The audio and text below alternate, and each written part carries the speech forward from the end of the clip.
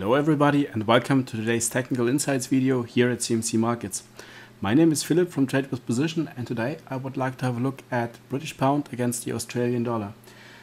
We are starting our analysis here today on the monthly chart on the higher time frames, and what we can see here on that monthly chart is that British pound Australian dollar had been in a very strong move to the downside. However, during the course of the last few years the market recovered only to start selling off once again in the beginning of 2015. Now, the important part to note here on the monthly chart is that just recently, at the beginning of 2017, we have started to see a new higher low in the market if we compare those lows here, and we now just have also made a new higher high with today's this month's price action. So clearly the trend now has shifted again to an uptrend on the monthly chart. It's way too early to consider this to be a buyable uptrend on the monthly chart. Moving averages haven't started defending yet. So overall, the picture here, the momentum on the monthly chart still goes to the downside. However, the trend has shifted, the trend has changed to an uptrend. One more thing to note here, if we pick our Fibonacci drawing tool here, and we can see that if we draw our Fib retracements from the top of that move to the low, that we get a cluster of a 38.2% retracement sitting just on top of that level here, which we have identified one recent price action, and so this makes this level just a little bit more important to me.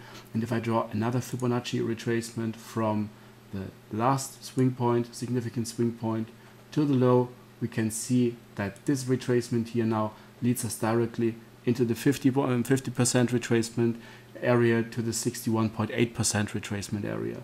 So once again, this level appears to have some kind of significance here, and so I can consider that level. If I take a trade, if I take a position later on, I will use that level as a potential profit target. So just keep that in mind. Using those Fib tools like that, looking for potential clusters, is always a nice idea, and would be astonished what you can find on those charts. Alright, so that's the monthly chart, start of a fresh uptrend, and we have identified that this level here at around about 183.40 seems to be of some importance and significance. Next, let's drop down to the weekly chart and see what we can find there.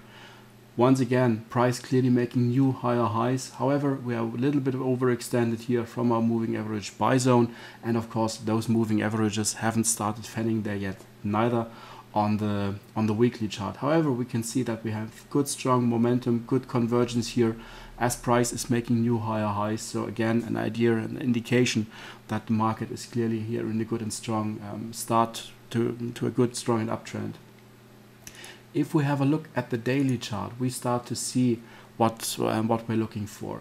Clearly, this is now a very beautiful and strong new uptrend, and we can see that we always get those pullbacks here into our area of our moving average buy zone.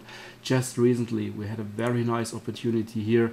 If I pick my support and resistance line and just draw it in here with those recent highs, we can see that price has established this flat level here, and sure enough, price has pulled back here to those levels and created very close to our buy zone a formidable buying opportunity, which now would have already been closed. And I'm looking for those kinds of opportunities once again in the future. I'm waiting the price pulls back, and if I get a small bullish candle just like here in that moving average buy zone, I could consider this as a potential long trading opportunity. Once again, and if we zoom out here a little bit, we start to see that there's plenty of way ahead until we hit our identified cluster where price might encounter some kind of resistance. So my battle plan for the next few days is I'm waiting for this pullback into our moving average buy zone, and once I'm in there, I probably will try to pick a profit target which is very close here to this level, to give me a very nice reward to risk ratio on that trade. Multiple profit targets on hitting that potential profit target. Alright everybody, that's it for today with my analysis on the British pound against the Australian dollar. I hope you found it useful and you liked today's video. And yeah, just as always, thanks for watching, happy trading, and catch you next time. Thanks again and bye bye.